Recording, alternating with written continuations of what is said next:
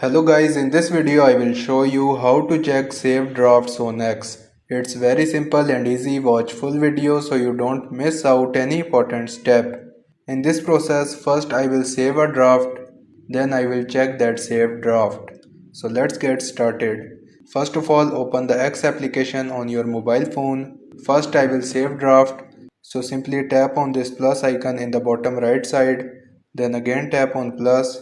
Here I will write something.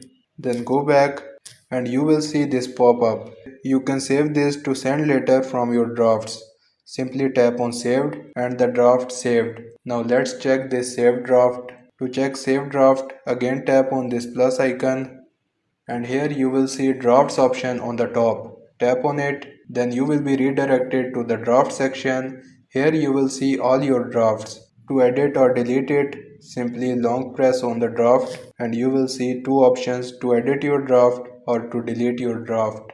Keep in mind one thing: if you uninstall X, then your all saved drafts will be deleted. So that's it, and this is how you can check saved drafts on X.